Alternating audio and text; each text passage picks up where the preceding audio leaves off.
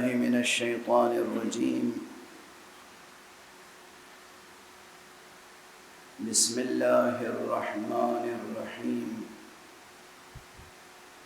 الحمد لله رب العالمين، والصلاة والسلام على أشرف الخلائق أجمعين، سيدنا وسيد الأولين والآخرين، حبيبنا وحبيب إله العالمين، إمام المرسلين وخاتم النبيين، شفيع المذنبين ورحمة للعالمين، أبي القاسم المصطفى محمد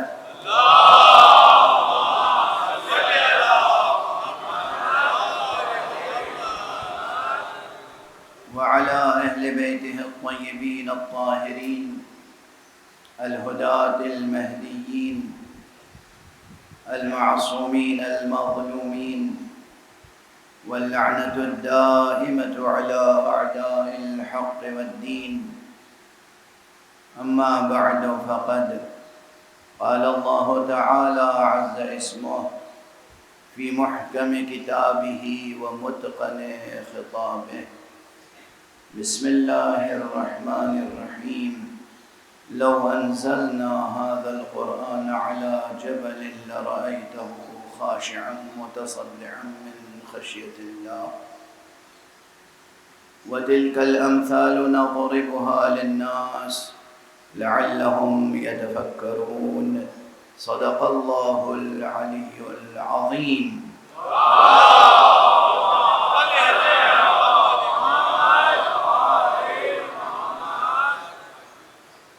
ایک اور بلند اور صلوات.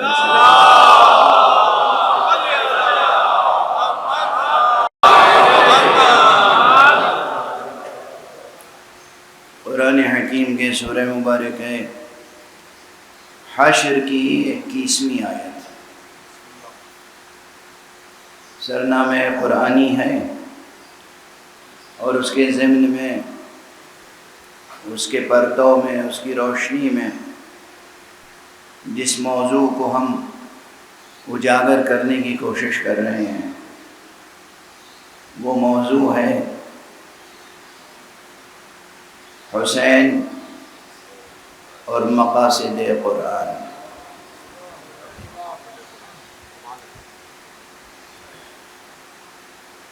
حق یہ ہے، سچ یہ ہے کہ مقاصد قرآن تک پہنچنے کا قریب ترین اور سریع ترین وسیلہ حسین ہے.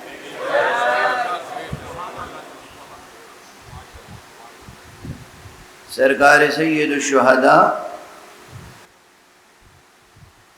حضرت ابو عبداللہ الحسین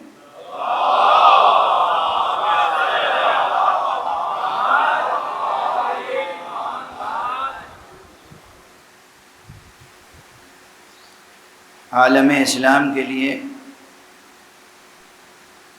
محتاج تعارف نہیں ہے، اور جو آپ کی شخصیت اور آپ کے فضائل اور مناقب اور کمالات اور عظمتوں سے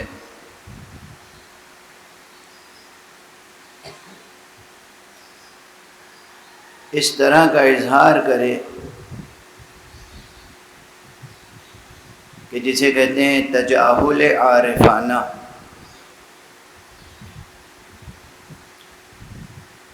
جانتے بوجھتے عظمت کا اعتراف نہ کرنا،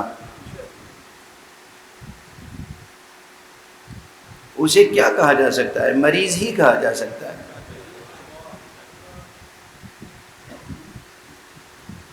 سرکار سید الشہداء کی شخصیت اور آپ کی عظمت،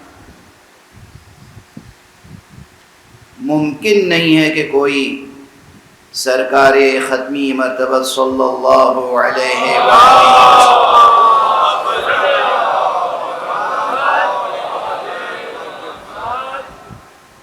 پر ایمان رکھتا ہو اور آپ سے محبت رکھتا ہو.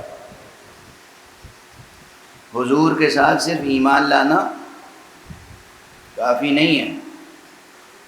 قرآن مجید کی روشنی میں اور خود احادیث صحیحہ کی روشنی میں آپ سے محبت کرنا لازمی ہے۔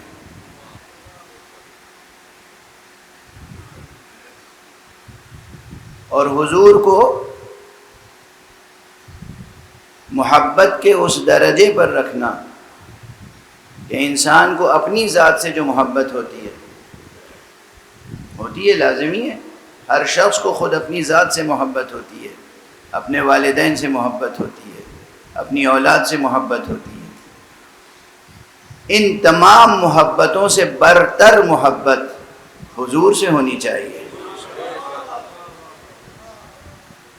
اور اگر نہیں ہوگی تو اس امر الہی پر عمل ممکن نہ ہو سکے گا کہ جسے کہتے ہیں اطاعت رسول۔ بہت سادہ باتیں ہیں۔ حق سبحانہ و تعالی نے فرمایا ہے اطیعوا اللہ و اطیعوا الرسول، رسول کی اطاعت ممکن نہیں ہو پائے گی، رسول کی اطاعت جیسی اطاعت کہ خدا چاہتا ہے، اگر ہم رسول سے اس درجے کی محبت نہ کریں کہ ہم اپنی ذات سے جو محبت کرتے ہیں اس سے بھی بڑھ کر ہو وہ محبت، اپنے ماں باپ سے جو محبت کرتے ہیں اس سے بڑھ کر ہو وہ محبت، اپنی اولاد سے جو محبت کرتے ہیں اس سے بڑھ کر ہو وہ محبت۔ کیوں؟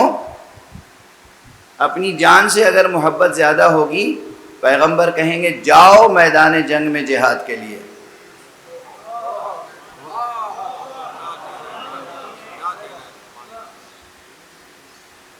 جان سے محبت ہوگی تو جہاد سے فرار ہوگا،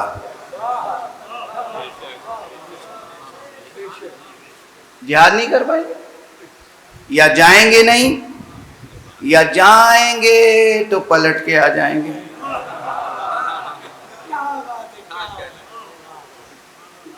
اپنی جان پیاری، واضح ہے نا؟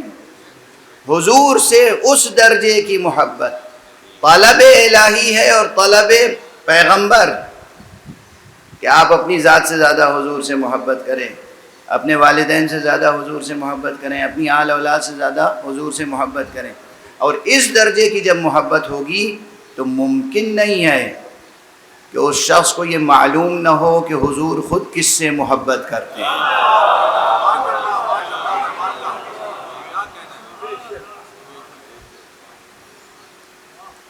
اور یہ بات تو ایسی ہے کہ ممکن نہیں ہے کہ کوئی مسلمان اگر اس درجے کی محبت نہ بھی رکھتا ہو تو کم سے کم اس کے علم میں ہے، اگر وہ رسول کے پیچھے نماز پڑھنے کے لیے جاتا ہوگا مسجد میں تو اسے یہ معلوم ہوگا کہ رسول کبھی کبھی سجدے کو طول دے دیتے تھے۔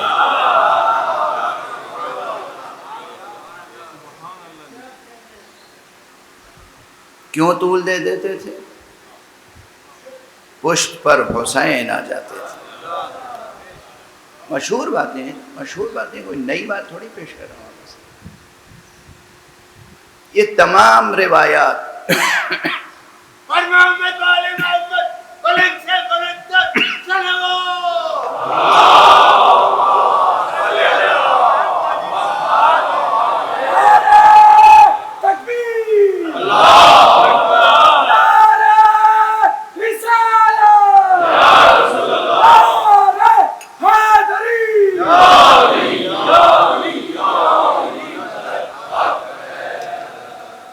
اور پھر وہ تمام حدیثیں، یہ تمام واقعات اور وہ تمام حدیثیں جس میں صراحت کے ساتھ پیغمبر نے اپنے نواسوں کو پہچانوایا ہے، کہیں دونوں کو ایک ساتھ، کہیں ایک ایک کو علیحدہ علیحدہ۔ اور آقا حسین کی شان میں یہ حدیث ہے کہ پیغمبر منبر پر تشریف فرما تھے اور سید الشہداء مسجد میں داخل ہوئے، پاؤں جیسے کرتے کے دامن میں بچپن کے جو ظاہری تقاضے ہوتے ہیں الجھ رہا تھا، اصحاب نے چاہا کہ اٹھا لیں، پیغمبر خود ممبر سے نیچے اتر کر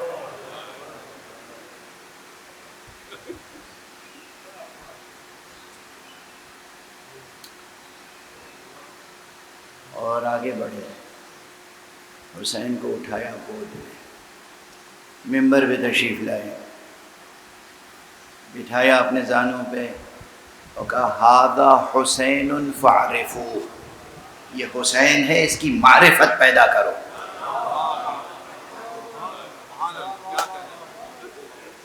توجہ ہے، ہذا حسین فاعرفوہ، ارے وہ وہاں بیٹھا ہوا کون نہیں جانتا تھا کہ یہ حسین ہیں، رسول کے نواسے ہیں، مگر یہ اس لیے ارشاد فرمایا کہ تم آج جسے صرف میرا نواسا اور بچہ سمجھ رہے ہو، یہ اتنی عظیم حقیقت ہے کہ اس کی معرفت پیدا کرنا ضروری ہے۔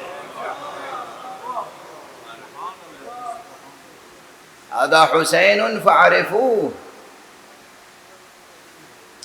کون سا جملہ کب کہاں کہا جاتا ہے اور اس کے پھر نتائج کیا ہوتے ہیں، اور اسے مفاہیم کیسے اخذ کیے جاتے ہیں۔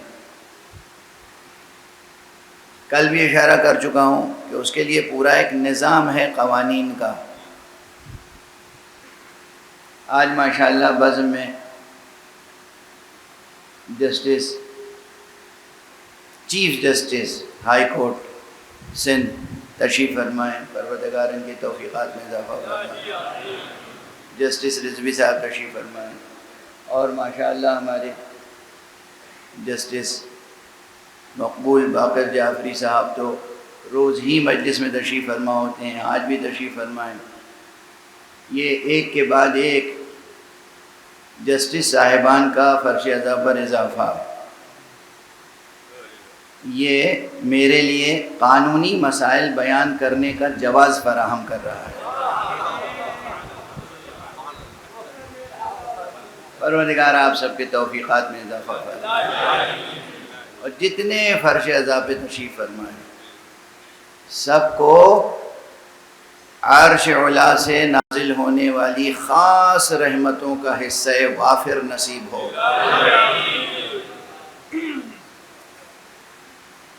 کون سا جملہ کس سیاق و سباق میں کیا مفہوم دیتا ہے، یہ قانون کی خاص بحث ہے، جورسپروڈنس میں باقاعدہ پڑھایا جاتا ہے۔ اسی جورسپروڈنس کو ہم لوگ کہتے ہیں اصول فقہ۔ کل میں نے عرض کیا تھا، روز ہی اشارہ کرتا ہوں کہ کلام کو سمجھنے کے لیے کچھ قوانین ہوتے ہیں، کچھ قوانین ہوتے ہیں بہت سادہ، صرف زبان کو سمجھنے کے لیے۔ مثلا یہ مبتدا ہے، یہ خبر ہے، یہ فعل ہے، یہ فاعل ہے، یہ مفعول ہے، یہ مضاف ہے، یہ مضاف الیہ ہے، یہ مسند ہے، یہ مسند الیہ ہے۔ یہ جو مسائل ہیں یہ نحو کی سطح پر، گرامر کی سطح پر طے ہوتے ہیں، اور اس سے یہ طے کیا جاتا ہے کہ زبان لکھنے والے نے شعر میں یا نثر میں یا تقریر میں صحیح استعمال کی یا استعمال نہیں کی۔ زبان کی غلطی تو نہیں ہوئی، ترکیب کی غلطی تو نہیں ہوئی جملوں میں، یہ کام کس کا ہے؟ نحو کا، اور یہ یہیں ختم ہو جاتا ہے۔ ان جملوں میں جو معانی اور مفاہیم ہیں وہ نحو سے پوری طرح واضح نہیں ہو پاتے، اس کے لیے الگ مزید علوم مرتب کیے گئے، علم معانی، علم بیان بطور خاص، کہ بھئی جملہ تو درست ہے مگر اس جملے میں یہاں تقدیم و تاخیر ہے، یا یہاں تشبیہ ہے اور استعارہ ہے۔ تقدیم و تاخیر ہے تو کیا معنی ہوں گے، تشبیہ و استعارہ ہے تو کیوں ہے، اس میں کیا مفہوم میں اضافہ ہوا، یہ سب کام کس کا ہے؟ علم معانی اور علم بیان۔ بات یہیں ختم نہیں ہو جاتی، ابھی بھی آپ جملے اور جملے کے مضامین میں ہیں گرفتار، اس کے بعد مراد متکلم کیا ہے، یہ نہ نحو صاحب سے ثابت ہوتا ہے نہ معانی و بیان سے۔ معانی و بیان سے تھوڑا سا ترشح ہو جاتا ہے کہ مراد متکلم کیا ہے، لیکن مزید مراد متکلم کی تنقیح کے لیے، یہ بتانے کے لیے، تعین کے لیے کہ متکلم یہ چاہتا ہے، یہاں کچھ اور اصول چاہیے۔ علم دلالات پورا مرتب کیا گیا کہ کوئی جملہ کس طرح اس کی دلالت متعین ہوگی اور مراد متکلم کیسے واضح ہوگی۔ دیکھ رہے ہیں آپ، ایک جملے سے معنی حاصل کرنے کے لیے کتنے ہفت خوان طے کرنے، واضح ہے، ہفت افلاک سے گزرنا ہے گوہر معنی کے لیے۔ عنقاء معنی کو اگر شکار کرنا ہے تو پھر بہت کچھ کرنا ہوگا۔ اب یہاں اگر پیغمبر اکرم صلی اللہ علیہ وآلہ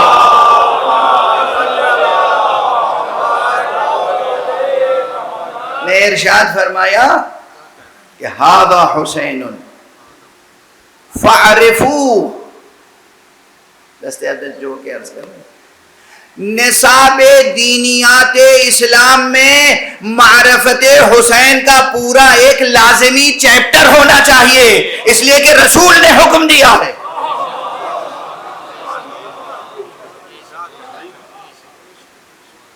فاعرفو، اس کی معرفت حاصل کرو، اسے پہچانو، کس کا حکم ہے؟ رسول کا حکم ہے نا۔ اب اگر رسول نے حکم دیا ہے تو اس حسین کی معرفت حاصل کرنے کے لیے ہمارے نصابوں میں کیا ہے؟ ماشاءاللہ ہمارے وہ نصاب تعلیم جو کبھی بنو امیہ نے مرتب کیا، کبھی بنو عباس نے مرتب کیا، کبھی انگریزوں نے مرتب کیا، کبھی مشرکوں نے مرتب کیا، کبھی دہریوں نے مرتب کیا، اس میں حسین کی معرفت کا چیپٹر کیا ہوتا؟ اس میں تو محمد اور آل محمد کی تاریخ کو زیادہ سے زیادہ یا مسخ کیا گیا، تبدیل کیا گیا، انحراف کیا گیا یا مٹا دیا گیا،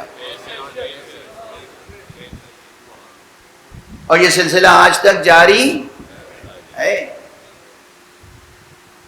تین جسٹس صاحبان کے چہرے تو میں سامنے دیکھ رہا ہوں، ہو سکتا ہے اور ادھر ادھر بہت سے وکلاء اور جج صاحبان اور جسٹس صاحبان ہوں، تو میں دست ادب جوڑ کے درخواست کر رہا ہوں کہ جیسے آپ بینچ پہ ہوتے ہیں اور اگر وکیل غلطی کرے تو ٹوک دیتے ہیں، تو آپ مجھے بلا اشکال ٹوک دیجیے گا، سوال کر لیجیے گا اگر کہیں کوئی غیر منطقی یا غیر قانونی بات عرض کر کے آگے بڑھ جاؤں۔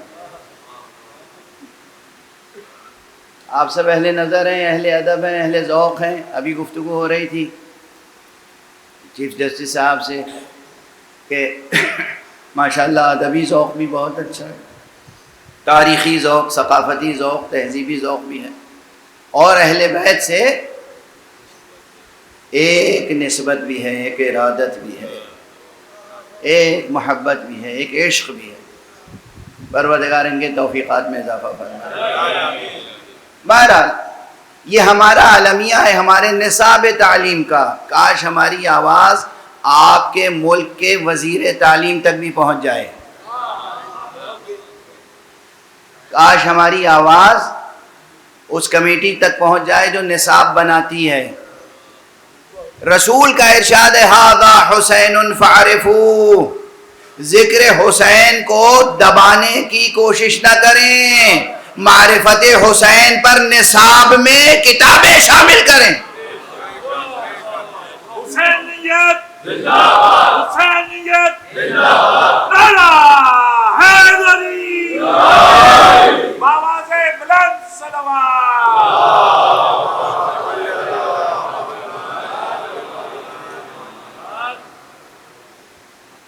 اگر مسلمان رہنا ہے، اگر فرما بردار حضرت ختمی مرتبہ صلی اللہ علیہ وآلہ وسلم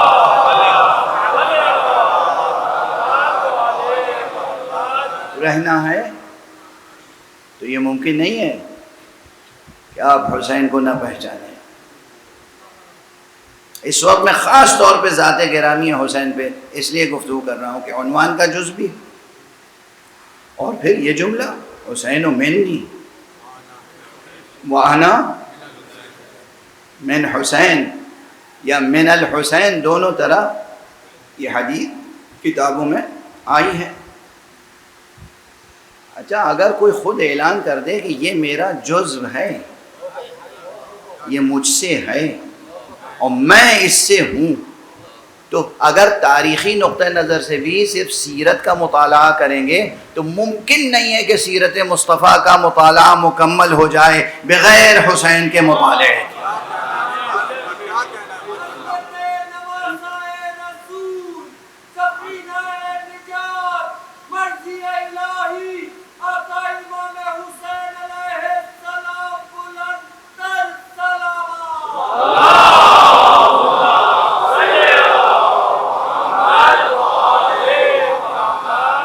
روشن ہے نا یہ باتیں، کوئی ابہام تو نہیں ہے، کوئی اشکال تو نہیں ہے۔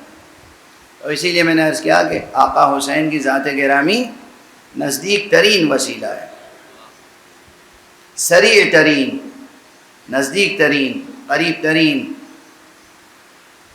راست وسیلہ ہے مقاصد قرآن تک پہنچنے کے لیے۔ اب مقاصد قرآن کے تعلق سے چند باتیں اور عرض کر دوں، روز ہی عرض کر رہا ہوں تھوڑی تھوڑی باتیں۔ مقاصد قرآن کچھ تو نمایاں ترین کلی عناوین ہیں، بڑے بڑے عناوین ہیں، جیسے توحید مقاصد قرآن میں سے۔ اب پرانا جملہ یاد ہوگا نا کہ توحید صرف مقاصد قرآن میں سے نہیں ہے، قرآن مجید کا اصل موضوع ہی توحید ہے۔ اسے تو میں کئی مرتبہ عرض کر چکا ہوں کہ اگر کوئی پوچھے آپ سے کہ بھئی قرآن اگر کوئی کتاب ہے تو اس کا موضوع کیا ہے، ایک ہی جواب ہے، توحید، توحید حق صمدی، توحید۔ اور کیا مقاصد قرآن میں سے ہو سکتا ہے؟ تقوی، توکل، تزکیہ نفس، دین، شریعت، یہ سب مقاصد قرآن میں سے ہیں۔ یہ کلی مقاصد ہیں، بڑے بڑے عناوین ہیں۔ لیکن قرآن مجید میں ہر سورے کا اپنی جگہ بھی ایک مقصد ہے اور ہر آیت کا اپنی جگہ ایک مقصد ہے، بلکہ ایک سے زائد مقاصد ہیں ہر جگہ۔ اس کی مثال دے دوں، ایسی مثال جو بچوں کو بھی یاد رہے، ہر ایک کو یاد رہے، جو وہ کلاس روم کی ٹیکنیکل بحثوں سے آشنا نہیں ہے انہیں بھی یاد رہے۔ آپ کو جانا ہے کراچی سے لاہور فرض کیجیے، یا پاکستان سے آپ کو جانا ہے امریکہ۔ عجیب مثال زبان پہ آ گئی، اچھا چلیے برداشت کر لیجیے۔ اب جانا تو ہے کہاں؟ کراچی سے نیو یارک۔ مجھے معلوم نہیں ہے کہ ڈائریکٹ فلائٹیں ہیں، اب تو ہوں گی، 13-14 گھنٹے 15 گھنٹے میں پہنچا دیتی ہوں گی۔ ایک زمانے میں ڈائریکٹ فلائٹیں نہیں ہوا کرتی تھیں، مسافت زیادہ تھی، تو وہ کہیں نہ کہیں یورپ کے کسی ملک میں ٹھہرنا پڑتا تھا، اس کے بعد آگے۔ تو اب اگر کوئی پوچھے کہ کہاں جا رہے ہیں اور آپ کہیں نیو یارک جا رہے ہیں، جواب صحیح ہے، لیکن وہ جو آپ کے ہاتھ میں وہ بورڈنگ پاس ہے اور ٹکٹ ہے، اس پہ لکھا ہوا ہے کہ Karachi London, London new York.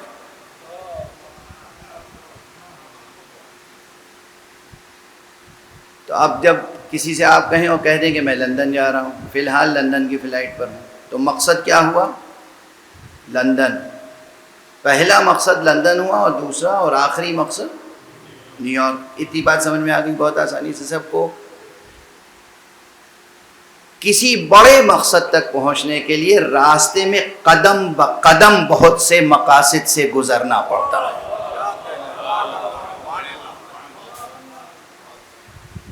اتنی آسان ہو گئی بات۔ اب اگر فلائٹ سے نہیں جا رہے ہیں اور آپ کراچی سے لاہور ٹرین سے جا رہے ہیں، وہ بھی ٹرین وہ ہے کہ جو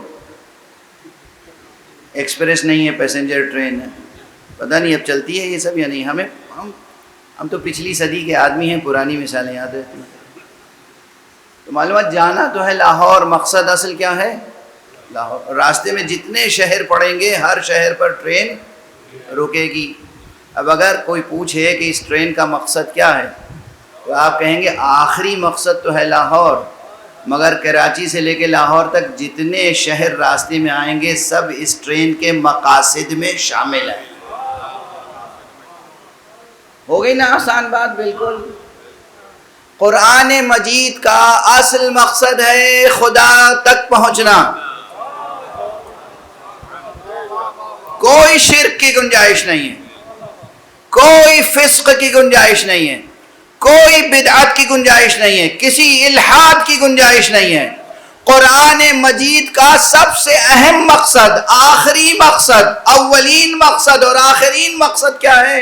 خدا. واضح ہے بات؟ لیکن خدا تک پہنچنے کے لیے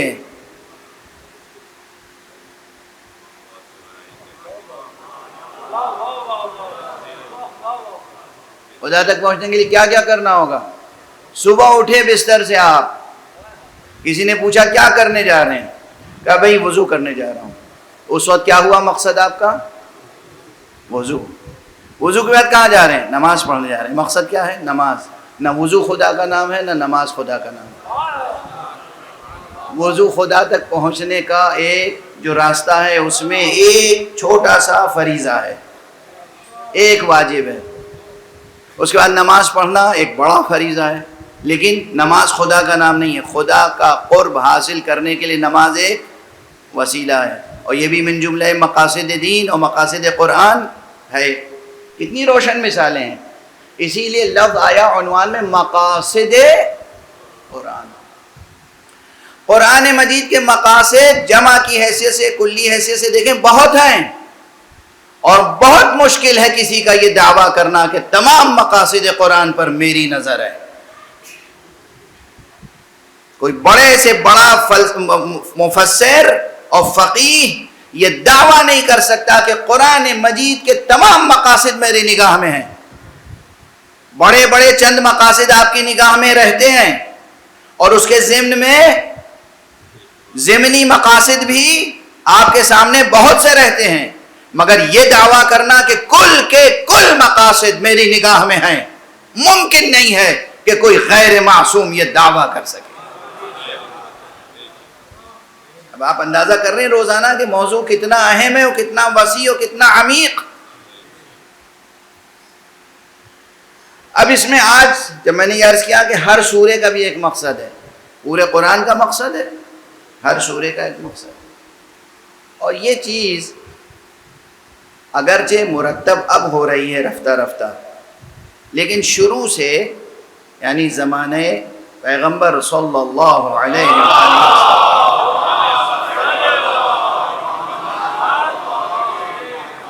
اس زمانے سے جو کبار صحابہ تھے، جو فقہاء صحابہ تھے، جو علماء صحابہ تھے، یعنی اصحاب میں جو واقعاً عالم تھے، اصحاب میں جو واقعاً فقیہ تھے، اصحاب میں جو واقعاً صاحبان علم تھے، ان کے ہاں یہ مقاصد کے اشارے موجود ہیں. کہیں انہوں نے کسی آیت کا مقصد بیان کر دیا، کہیں انہوں نے کسی سورے کا مقصد بیان کر دیا. اب اسے پھر اور عرض کر دوں کہ مقصد اور تفسیر میں اور ترجمے میں کیا فرق ہے. ارے کوئی آیت ہوتی ہے اس میں 4 6 8 10 الفاظ ہوتے ہیں، ٹھیک ہے نا. اب یہ طے کرنا کہ اتنے الفاظ میں کلیدی کلمہ کون سا ہے، اصل لفظ کون سا ہے، جان سخن جس میں سمٹی ہوئی ہے. سورہ مبارک حمد روزانہ 17 مرتبہ تو پڑھتے ہی ہیں نا کم سے کم. سورہ مبارک حمد کا مقصد کیا ہے؟ ترجمہ نہیں پوچھ رہا ہوں، مقصد کیا ہے بتائے گا 1 2 لفظوں میں؟ مشکل ہو جائے گی. آپ کچھ فرما رہے ہیں، بالکل فرمائیے. انہوں نے فرمایا رب کی تعریف. مجھے اس سے اختلاف ہے اور بڑے بڑوں کو اختلاف ہے اس سے. صرف تعریف نہیں، تعریف کے علاوہ بھی کچھ ہے. تعریف رب کی سورہ حمد کے مقاصد میں سے ایک مقصد ہے، لیکن اس سب پر ایک کوئی مقصد سب سے زیادہ حاوی ہے. سورہ مبارکہ حمد کا مقصد ہے، اصل کمال بندگی،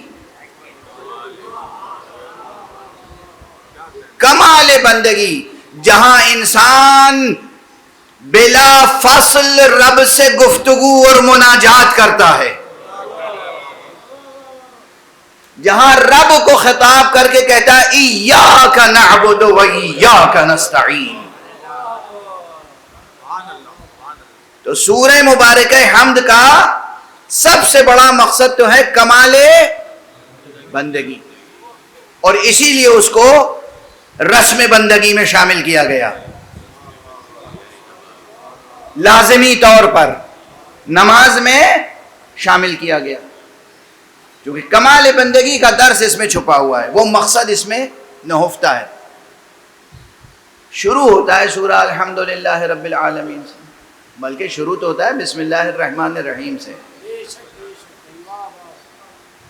اب بسم اللہ الرحمن الرحیم اس آیت کا اپنا ایک مقصد ہے،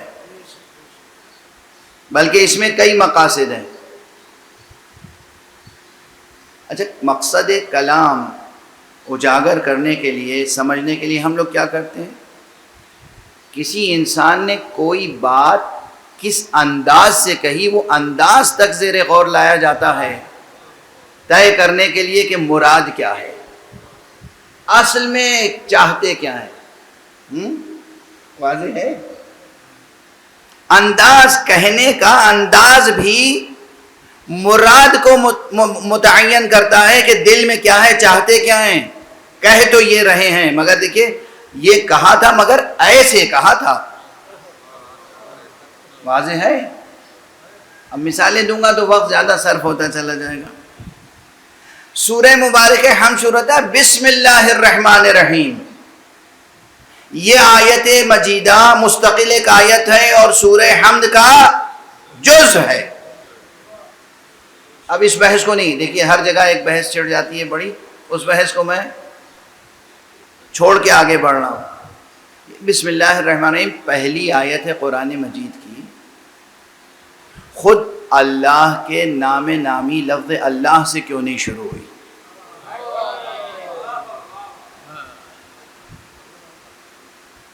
لفظ اللہ، لفظ جلالہ، اس میں جلالہ سے پہلے دو کلمے ہیں۔ کون سا کلمہ؟ لفظ جلالہ سے پہلے اسم، اور اسم سے پہلے ہے با۔ با ایک کلمہ ہے مستقل، با حرف جر ہے، اور اس با، اس ایک کلمے کے نحویوں نے اور لغویوں نے جا کے پوچھے کتنے معانی لکھے ہیں۔ ایک حرف با کے تقریباً 14 یا 14 سے بھی زیادہ معنی ہیں۔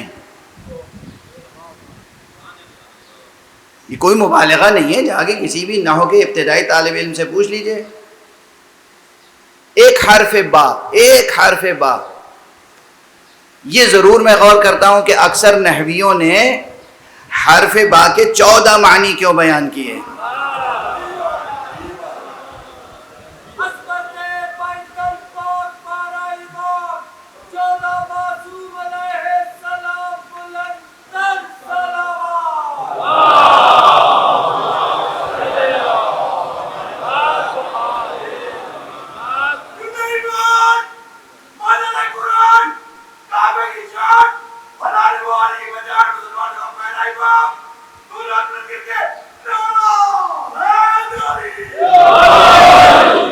توجہ برقرار رکھیے۔ قبل اس کے کہ موسم اور میری کمزوری تقریر پہ غالب آئے، میں اپنی بات آج مکمل کر سکوں۔ بسم اللہ الرحمن الرحیم، بھائی غور کیجیے گا، بعد میں بہت سی باتیں، یہ شروع ہوئی بات کہ اللہ کے نام کے سہارے سے،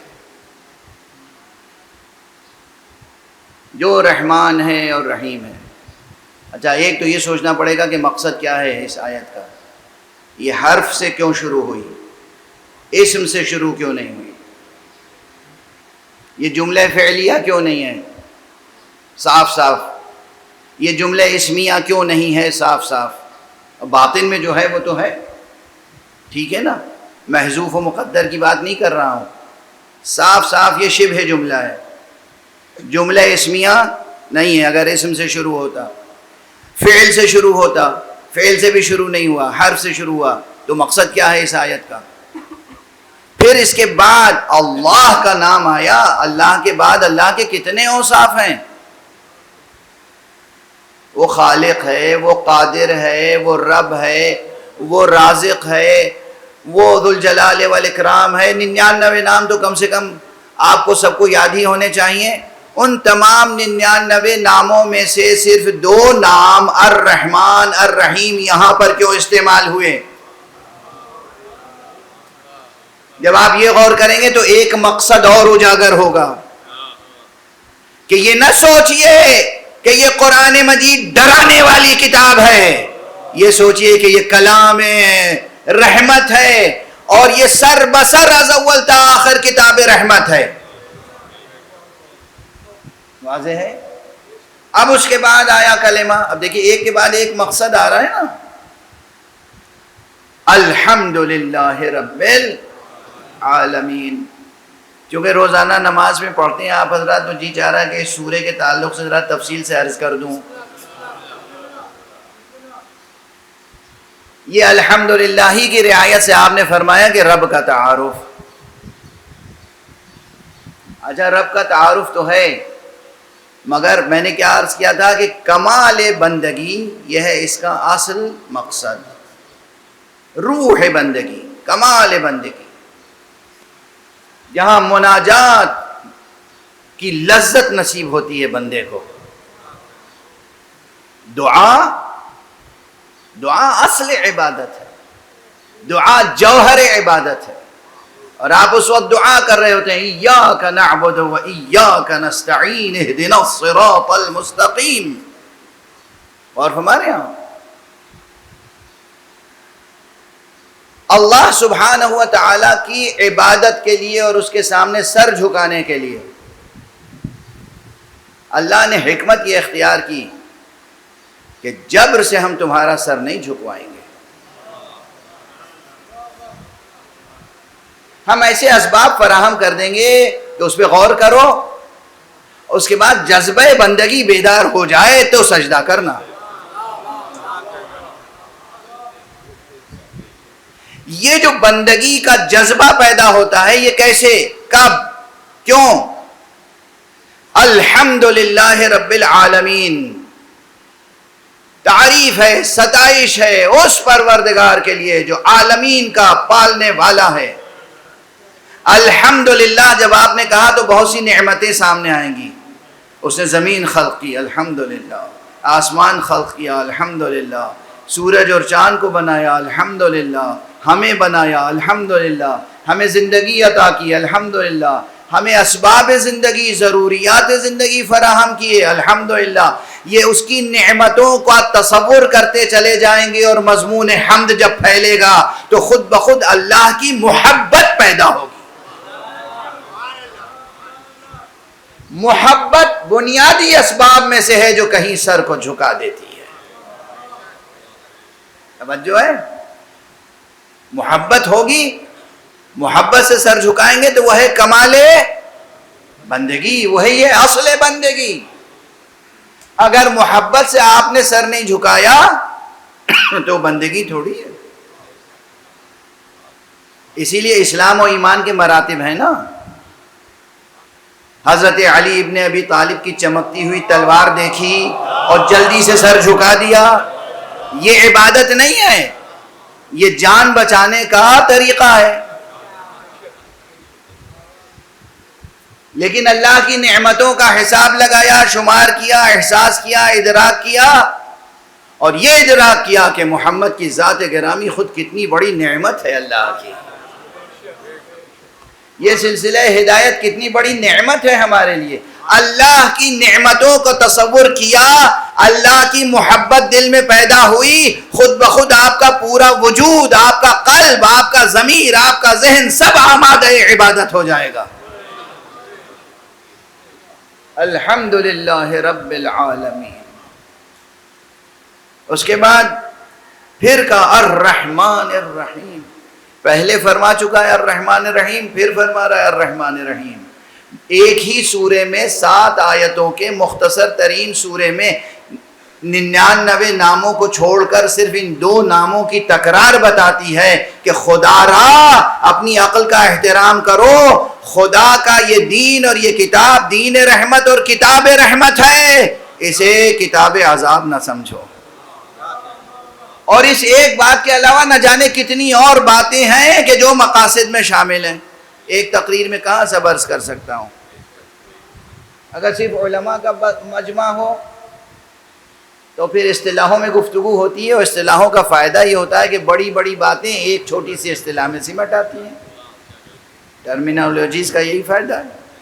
لیکن پھر یہ جو ہمارے بچے سامنے بیٹھے ہوئے ہیں، یہ نوجوان، یہ سوچیں گے کہ کیا پڑھا، کیا کہا، کیا بات ہوئی، مقصد فوت ہو جائے گا. الرحمن الرحیم بسم اللہ میں بھی ہے، الرحمن الرحیم پھر مکرر آیا یہاں پر. یہاں خوب بحثیں ہیں اور ایک سے زائد مقاصد یہاں پوشیدہ ہیں، مگر آگے بڑھ رہا ہوں. انسان کا سر 2 چیزوں سے جھکتا ہے، یا محبت یا خوف.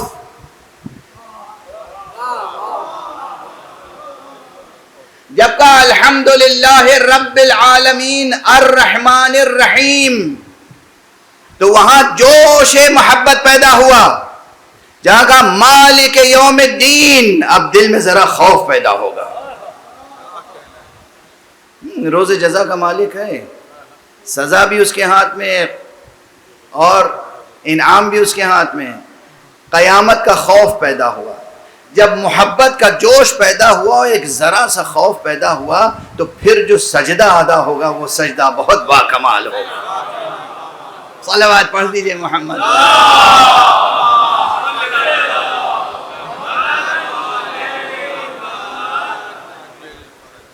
دیکھیے قرآن مجید کی آیتوں کے مضامین پر غور کرنے سے اور ان کے مقاصد پہ غور کرنے سے کچھ نماز میں بھی کیفیت میں برتری پیدا ہوگی یا نہیں.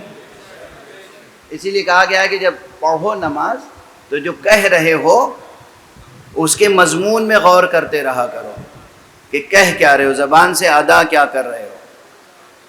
اگر ذہن وہاں رہے گا تو نہ سہو ہوگا، نہ نسیان، نہ بھولیں گے پہلی رکعت ہے کہ چوتھی، اور ہمارے یہاں اور کیفیت جو نماز و عبادت کی ہوگی بہت بلند ہوگی. اچھا ایک جملہ کہے بغیر آگے نہیں بڑھ سکتا. بار بار جو لوگ مجھ سے کہتے ہیں کہ قرآن مجید میں تو غیظ و غضب کا اظہار ہر جگہ ہے، آپ یہیں دیکھ لیجئے محبت پیدا کرنے کے لیے کم سے کم 3 آیتیں ہیں. بسم اللہ الرحمن الرحیم، الحمدللہ رب العالمین الرحمن الرحیم. اسی لیے میں نے کہا جوش محبت پیدا ہو جائے. خوف پیدا کرنے کے لیے بس ایک آیت، مالک یوم الدین. اب 3 آیتیں نہیں ہیں متوالی، 3 آیتیں ایسی کہ وہ قیامت کا مالک ہے، وہ جہنم خلق کرنے والا ہے، وہ گناہگاروں کو سزا دینے والا ہے. نہیں، یہ یہاں پر اب نہیں ہے. اس کے معنی یہ ہے کہ رحمت الہیہ غالب ہے غضب الہی پر. محبت اور جوش محبت پیدا ہو اور اس میں ایک ذرا سا خوف خدا پیدا ہو، اور پھر دیکھیے کیا کیفیت ہوتی ہے. اور پھر دعا کے لیے ہاتھ اٹھ جائے، ایاک نعبد و ایاک نستعین. اچھا اس میں بھی دیکھیے الفاظ کی مناسبت ایک ہوتی ہے اور ایک معانی کی مناسبت. الفاظ کی مناسبت بھی معراج کمال پر ہے اور درجہ اعجاز پر. مضامین اور معانی کی مناسبت بھی. 2 چیزیں ہوئی سامنے، عناصر، محرکات، اسباب، محبت اور خوف. محبت کا تقاضا تھا کہ بندگی کے لیے سر جھکائیں اللہ کے سامنے، اور اس کا خوف جو پیدا ہوا تو اس کا تقاضا تھا کہ اسی سے مدد بھی لیں. اس لیے 2 فقرے آئے، ایاک نعبد و ایاک نستعین. بات آگے بڑھ رہی ہے. ہر آیت کا ایک مقصد، ہر سورے کا ایک مقصد. ایاک نستعین، پروردگار تجھی سے مدد چاہتے ہیں، کمال بندگی، کمال بندگی، اسی سے مدد چاہتے ہیں۔ اب اگر وہ مدد کا پورا نظام بنا دے اور ایک سلسلہ مدد کا قائم کر دے تو اس سلسلے اور نظام کو قبول کرنا ہے عین بندگی۔ اس نظام اور اس سلسلے سے سرتابی ہے عین کفر۔ واضح ہے؟ کہا نا آپ نے ایاک نعبد و ایاک نستعین اہدنا الصراط المستقیم، پروردگار مجھے سیدھے راستے کی ہدایت فرما۔ اللہ نے اس کے آگے کیا فرمایا؟ صراط الذین انعمت علیہم غیر المغضوب علیہم ولا الضالین۔ سیدھا راستہ یعنی کیا؟ یعنی ان ہستیوں کا راستہ۔ اب لفظوں میں نہ الجھیے گا، عبارتوں میں نہ الجھیے گا، مضامین میں نہ الجھیے گا، اصول و فروع میں نہ الجھیے گا۔ اگر آپ کو صراط مستقیم پر رہنا ہے اور خدا تک پہنچنا ہے تو فقہا کے بنائے ہوئے قوانین کو بعد میں پڑھیے گا، پہلے ان ہستیوں کی تلاش کیجئے۔ جو ہستیاں وہ ہیں جن پر اللہ کی نعمتیں خاص ہوئی، جن پر اللہ کی نعمتیں تمام ہوئیں، جنہوں نے کبھی بھی کوئی گناہ نہیں کیا، جنہوں نے کبھی کوئی گمراہی نہیں اختیار کی۔ اور فرما رہے آپ، یعنی اب اگر میں کہوں کہ اللہ کے ان اولیاء، ان ائمہ، ان انبیاء، ان مرسلین، ان ہستیوں کی تلاش مقاصد قرآن میں ہے۔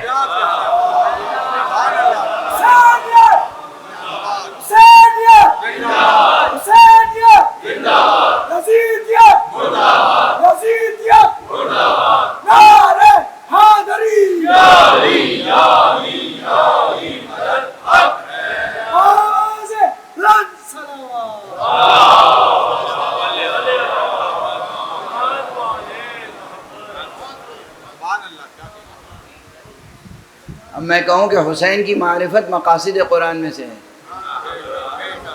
حسن کی معرفت حاصل کرنا مقاصد قرآن میں سے ہے، علی ابن ابی طالب کی معرفت حاصل کرنا مقاصد قرآن میں سے ہے، محمد مصطفیٰ صلی اللہ علیہ وآلہ وسلم کی معرفت حاصل کرنا اور ان کی سیرت طیبہ کو دقیق سنجی کے ساتھ سمجھنا، پڑھنا، سیکھنا، اختیار کرنا مقاصد قرآن میں سے ہے۔ تو یہ مبالغہ نہیں ہوگا، نہ صرف یہ کہ مبالغہ نہیں ہوگا بلکہ یہ خلاف واقع نہیں ہوگا، حقیقت یہ یعنی صراط الذین انعمت علیہم پڑھتے رہیں۔ یہ ایک لمبی آیت، یہ پڑھتے رہیں اور اس پہ عمل کبھی نہ کریں۔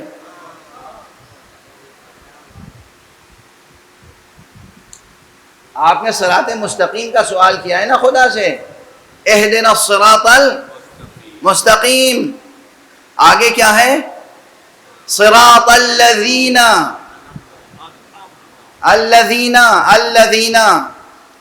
ان ہستیوں کا راستہ جن پر اے پروردگار تو نے نعمتیں نازل فرمائی۔ مجلس کا تقاضا پورا ہو جائے اور بحث بھی تیزی سے آگے بڑھ جائے تو ایک حوالہ دے دوں، مانوس حوالہ۔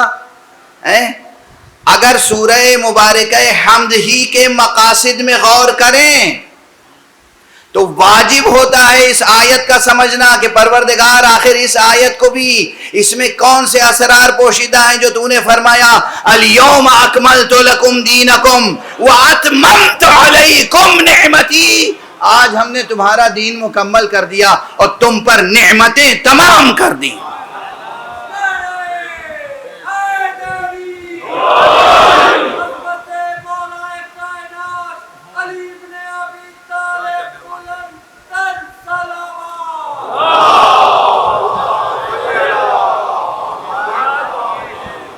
بھائی قرآن کو قرآن کی روشنی میں سمجھنے کی ضرورت ہے یا نہیں؟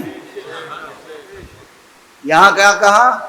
انعمت علیہم، انعمت علیہم، اے پروردگار جن لوگوں پہ تو نے نعمت نازل کی، نعمت نازل کی، اور قرآن مجید میں نشاندہی اس مقام کی یہ بھی ہے کہ جہاں نعمت نازل ہی نہیں کی، نعمت تمام کی، اور ہمارے نعمت تمام کی. تو کیا یہ ممکن ہے کہ ہم اس مقام کو سمجھے بغیر مقصد قرآنی کو حاصل کر لیں؟ اب اگر مستند ترین محدثین نے یہ نقل کیا ہے کہ آیہ اکملت، آیہ اتممت علیکم نعمتی روز غدیر نازل ہوئی، تو اس کے معنی ہے کہ مقاصد قرآن میں یہ بھی شامل ہے کہ ولایت غدیر کی حقیقت معلوم کرو.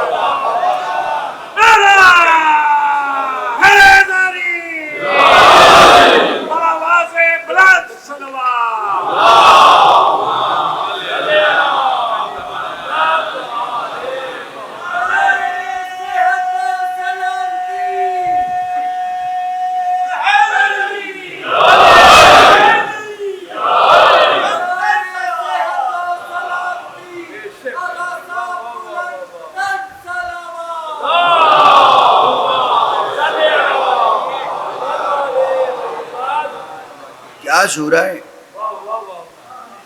اچھا دیکھیے، بار بار میں یہ بھی کہتا رہتا ہوں کہ معانی کی مختلف سطحیں ہوتی ہیں، معانی کی مختلف پرتیں ہوتی ہیں، مضامین کی پرتیں ہوتی ہیں. ایک ہی عبارت ہوتی ہے، اس میں مضامین تہ بتہ ہوتے ہیں. تو ابھی ایک قرأت جو میں نے کی آپ کے سامنے، قرأت بمعنی فہم، تو ایک یہ ہوئی، ایک انڈرسٹینڈنگ یہ ہوئی، صرف ریڈنگ نہیں، اگرچہ ریڈنگ کو انڈرسٹینڈنگ کے معنی میں استعمال کرتے ہیں، یعنی صرف ریسائٹ نہیں کیا، آپ نے سمجھا.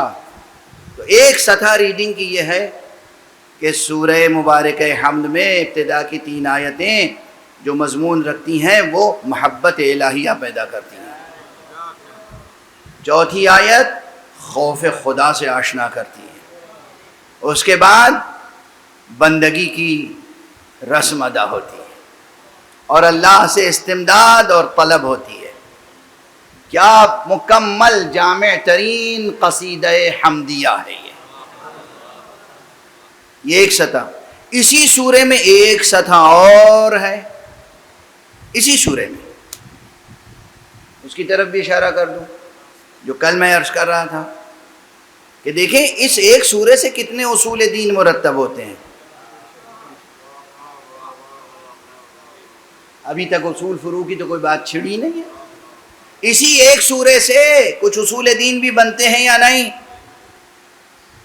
اللہ کا ذکر ہے تو اللہ تو ہے، یہ توحید خدا سورے میں بہرحال موجود. اس کے بعد توحید کے بعد ہم لوگوں نے عادل بھی کچھ رکھا ہے. عادل کا تذکرہ ہے کہیں سورہ مبارکہ حمد میں؟ اب یہ حضرات تشریف فرما ہے، کیا ممکن ہے کہ کہیں سزا اور جزا کا تصور ہو بغیر تصور عدل کے؟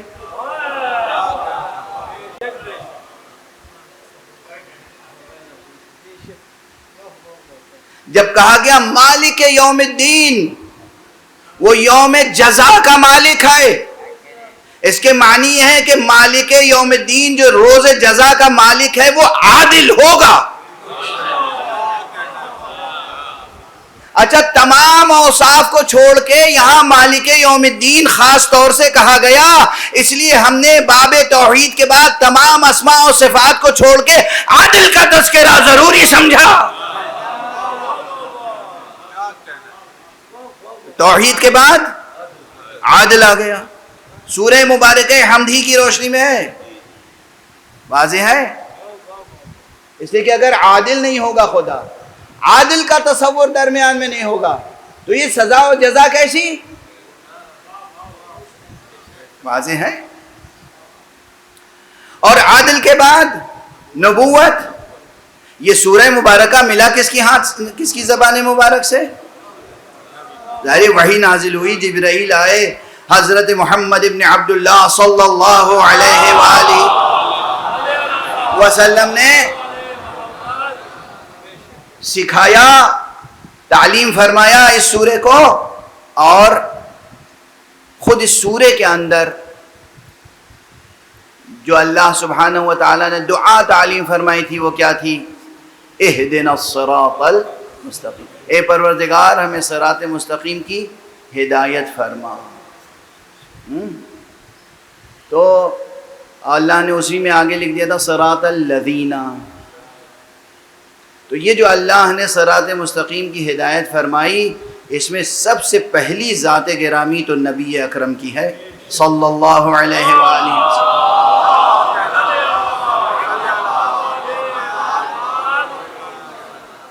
تو نبوت محمد مصطفیٰ سے انکار تو ممکن ہی نہیں ہے کہ یہ ہے اصول دین میں، لیکن صراط الذی نہیں ہے، صراط الذین ہے۔ الذی واحد کے لیے آتا ہے، الذین جمع کے لیے آتا ہے۔ تو غور فرمانا ہوگا یہاں پر کہ صراط مستقیم میں نبی کے ساتھ کچھ اور ہستیاں بھی شامل ہیں۔ نبی ہیں، نبی کے ساتھ جو ہستیاں ہیں، اگر اماموں کی ہستیاں نہیں ہوں گی تو کس کی ہستیاں ہوں گی؟ بہت تیزی سے عرض کر رہا ہوں قبل اس کے کہ میری آواز بالکل ساتھ چھوڑ دے، اس لیے میں عرض کر رہا ہوں کہ یہاں صراط الذین ہی میں نبی کی ہستی بھی شامل، ائمہ کی ہستی بھی شامل۔ اس لیے توحید، عادل، نبوت، امامت، یہ چاروں اصول، اور مالک یوم الدین میں یوم دین تو موجود ہی ہے، آخرت کا تذکرہ موجود، سورہ حمد میں پانچوں اصول دین نظر آ گئے۔ صلوات پڑھتے ہیں محمد۔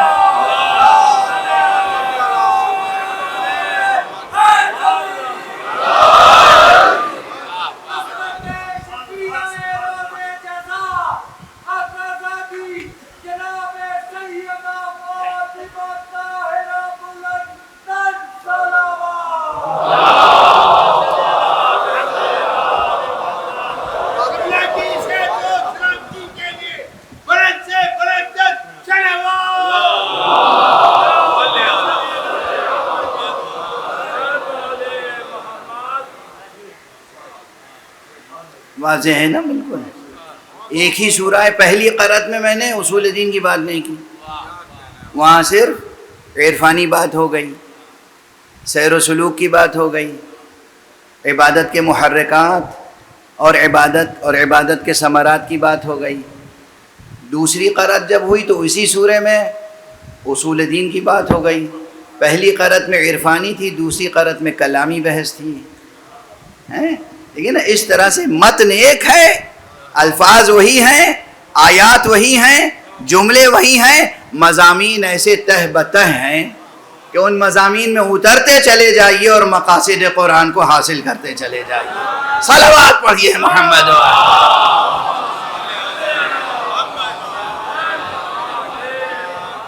ایک متلاطم اور مواج سمندر ہے، اس میں غوطے لگاتے چلے جائیے اور موتی چنتے چلے جائیے۔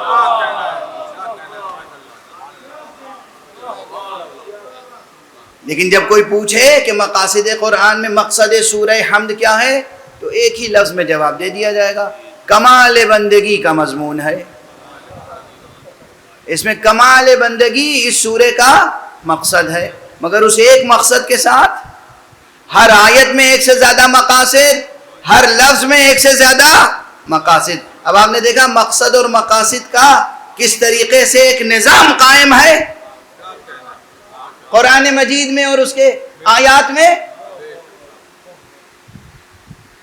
غور کیجئے، تدبر کیجئے، تفکر کیجئے، اور اسی لیے اللہ کہتا ہے کہ لو انزلنا هذا القرآن على جبل لرأيته خاشعا متصدعا من خشية الله وتلك الأمثال نضربها للناس لعلهم يتفكرون، تاکہ وہ غور کریں، سوچیں، سمجھیں۔ صرف رٹ لینا کافی نہیں ہے، حفظ کر لینا کافی نہیں ہے۔ قرآن مجید میں بار بار یہ تاکید آئی ہے لعلہم یتفکرون، تاکہ لوگ تفکر کریں۔ بس آج اسی مقام پہ گفتگو روکتا ہوں۔ قرآن مجید کے مقاصد میں اب کوئی یہ نہ کہے کہ اگر میں کہوں کہ حسین شناسی بھی مقاصد قرآن میں ہے تو یہ کوئی مبالغہ ہے یا کوئی مذہب پرستی یا شخصیت پرستی یا نسل پرستی؟ نہیں، ہرگز نہیں، ہرگز نہیں۔ تمام عالم انسانیت سے میں پوچھوں کہ اگر وہ تمام عالم انسانی کو 2 حصوں میں تقسیم کریں تو آقا حسین کو کس حصے میں رکھیں گے؟ اس حصے میں رکھیں گے نا جن پر اللہ کی نعمتیں ہوئی نازل، یا اس حصے میں رکھیں گے کہ جن پر اللہ کی نعمتیں نازل نہیں ہوئی؟ سب سے بڑی نعمت جو اس دنیا میں مل سکتی ہے وہ نعمت شہادت ہے۔ اس دنیا میں آپ کیا سمجھتے ہیں؟ یہ روزی روٹی، کاروبار، روزگار، نوکری چاکری، یہ نعمتیں ہیں؟ یہ نعمتیں؟ ہاں یہ ہیں نعمتیں، مگر اس دنیا میں سب سے بڑی نعمت کیا ہے؟ نظری سطح پر خدا کو پہچان لینا سب سے بڑی نعمت، لفظی سطح پر کلمہ لا الہ الا اللہ، کلمہ شہادت کا نصیب ہو جانا سب سے بڑی یہ نعمت، اور حیاتی و وجودی سطح پر رتبہ شہادت پا لینا سب سے بڑی نعمت۔ یاد رہیں گے یہ جملے؟ ذہنی سطح پر، ادراکی سطح پر، معرفی و معرفتی سطح پر اللہ کی معرفت حاصل ہو جانا سب سے بڑی نعمت، الفاظ کی سطح پر کلمہ لا الہ الا اللہ کا نصیب ہو جانا سب سے بڑی نعمت، بھولیے گا نہیں۔ اور وجودی سطح پر شہادت نصیب ہو جانا سب سے بڑی نعمت، اس سے بڑی کوئی نعمت نہیں ہے۔ آقا حسین کا مرتبہ تو بہت بلند ہے۔ جس دن آیت اللہ خامنئی کا تذکرہ، ان کی شہادت ہوئی ہے، میں مسجد میں موجود تھا، ایک شخص نے مجھ سے آ کے کہا، ہم سب مغموم تھے، محزون تھے، ایک عجب کیفیت تھی، ناقابل بیان درد، حزن، کرب، علم۔ ایک شخص آیا، کہا مولانا آقا خامنئی کی شخصیت اتنی بلند تھی کہ شہادت سے کمتر موت ان کو زیب نہیں دیتی تھی۔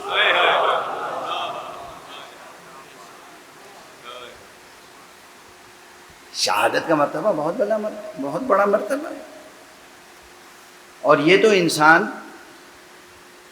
ایک فقیہ، ایک متقی، ایک پرہیزگار انسان تھے، رہبر تھے امت کے، فقیہ مکتب آل محمد تھے، شہادت ملی، لیکن آقا حسین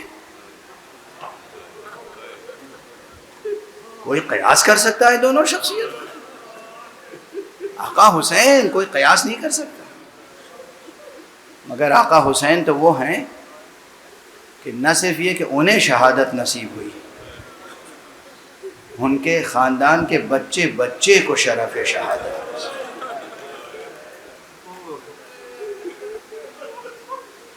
بس چند فقرے عرض کروں گا، گفتگو آج تمام ہو جائے گی۔ آج اس عزاخانے کی روایت یہ ہے کہ یہاں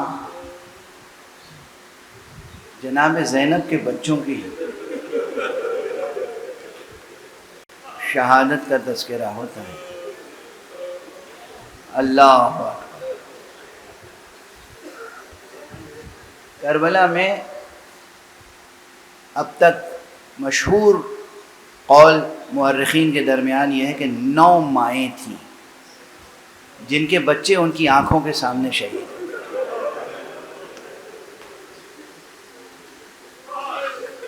ایک دو نہیں، 9 مائیں تھیں جن کے بچے، مشہور قول یہ ہے، اگرچہ تحقیق کا سلسلہ جاری ہے، جن کے بچے ان کی آنکھوں کے سامنے شہید ہوئے، اور ان میں سے کسی بھی ماں نے کوئی گلہ شکوہ جزا فضا سے کام نہیں لیا، آنکھوں سے آنسو بہے۔ یہ جو آپ ذاکروں کی زبانوں سے، مرثیہ نگاروں کی زبانوں سے، نوحہ خانوں کی زبانوں سے لسان حال، صدائے حال سنتے ہیں نا، یہ ہمارا تخیل ہے، یہ سب مضامین ہم نے باندھے ہیں شعروں میں، ورنہ کربلا کی مائیں انہوں نے اس طرح جزا فضا سے کام نہیں لیا۔ کیا صبر و ثبات کا مظاہرہ تھا۔ کوئی ماں اب سنتے چلے آ رہے ہیں نا ایک زمانے سے 150 برس 200 برس 300 برس سے کہ پچھاڑے کھا کھا کے غش کر گئیں اور یہ نالا کیا وہ فریاد کیا. اصل تاریخ میں وہ نہیں ہے. یہ ہم ان کی طرف سے صدائے حال اور زبان حال اور لسان حال بیان کرتے ہیں. ذاکرین، شعراء، مرثیہ نگار، نوحہ خان، جس میں کبھی کبھی یہ ہوتا ہے کہ بھائی آپ نے کیا نظم کر دیا، یہ ان کی شایان شان بھی نہیں ہے. وہاں صرف مرد ہی اولو العزم نہیں تھے، خواتین اس اولو العزمی کے درجے پہ فائز تھی کہ جو تمام عالم بشریت کے لیے مثالی حیثیت رکھتا ہے. وہ اولو العزمی مثالی حیثیت رکھتی ہے. جناب زینب ہوں یا جناب رباب. اب میں مثال دے دوں، کسی ماں کے آغوش میں 6 مہینے کے بچے کا لاشا دے دیں آپ،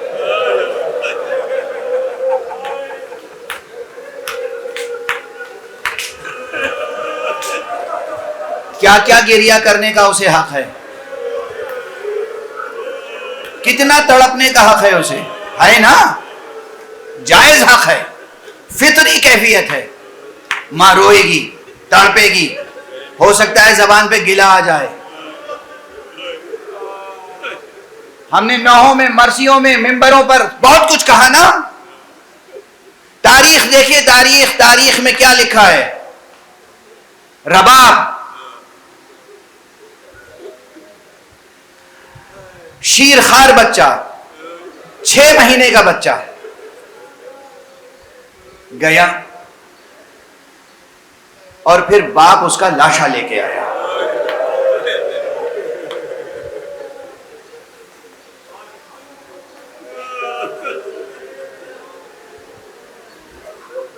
عام سطح زندگی پر عام انسان تو کیا کرتے ہیں، خدا کا گلہ شروع کر دیتے ہیں نا. خدا کا گلہ سنا ہے نہیں آپ نے؟ اٹھتے بیٹھتے سنتے. زندگی میں چھوٹی چھوٹی مشکلیں مصیبتیں آ جاتی ہیں تو بوڑھے جوان سب خدا کی شکایتیں کرتے ہیں، خدا کا گلہ شکوہ شروع کر دیتے ہیں. اچھا، یہ اہل بیت سے تعلق رکھنے والی خاتون تھی تو اس نے خدا کا گلہ شکوہ نہیں کیا، کوئی ایسا ناجائز نوحہ نہیں کیا، دشمنوں ہی کو کچھ زیادہ برا بھلا کہہ دیتی. اور ہمارے یہاں تاریخ گواہ ہے، آقا حسین جب 7 مرتبہ آگے بڑھے اور 7 مرتبہ پیچھے، اور کہتے جاتے تھے انا للہ و انا الیہ راجعون، رضا بقضائہ و تسلیما لامرہ. اور اس کے بعد بالآخر آپ خیمہ گاہ کی طرف آئے. در خیمہ پر رباب کھڑی تھی، اس شیرخوار بچے کی ماں. ابا کا دامن ہٹایا، بچہ بس رباب کی آغوش میں دے دیا.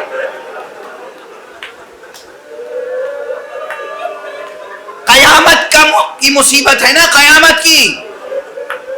رباب کو معصومہ تو کوئی نہیں کہتا، رباب کو ثانیہ زہرا تو کوئی نہیں کہتا، اور ہمارے آپ رباب کو حجت خدا تو نہیں کہتا. مگر کیا اس ماں کا مرتبہ صبر و ثبات تھا. کیا بس ایک جملہ کہا بیٹے کو دیکھ کے، بنیا امثلک ینحر، میرے بچے کیا تیرے جیسے بھی ذبح کیے جاتے ہیں؟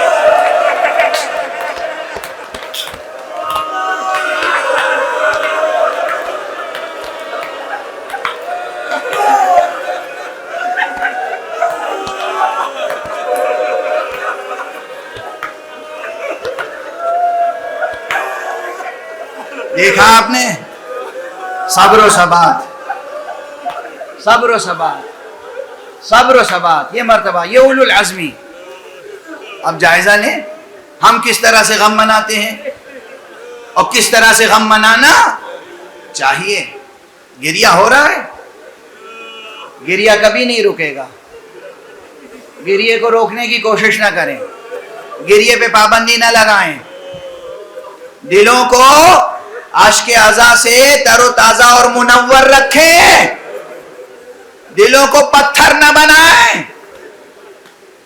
یہ جب مرتبہ رباب کا ہے کہ چھماہے کو دیکھ کر بھی زبان سے کوئی گلہ نہ کیا، تو اب سوچ لیجئے کہ اس بی بی کا مرتبہ کیا ہوگا جسے ثانیہ زہرا کہتے ہیں، حسین کی اولو العزم بہن زینب،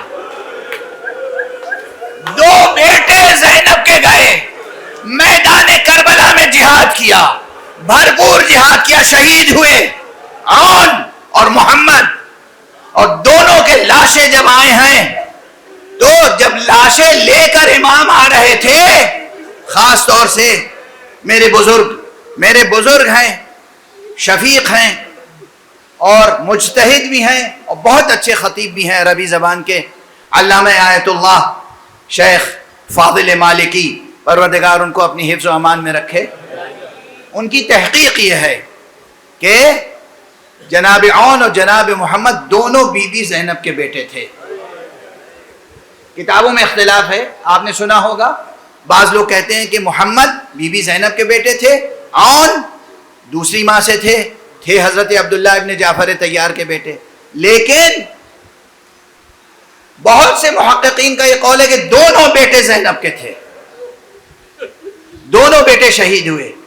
امام حسین محمد کے لاشے پہ پہنچے،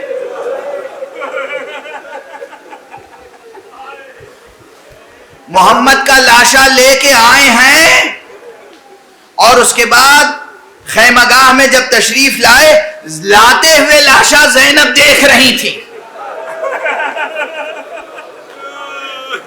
لیکن جب لاشا لا کے رکھ دیا ہے تو اب زینب نظر نہیں آ رہی تھی۔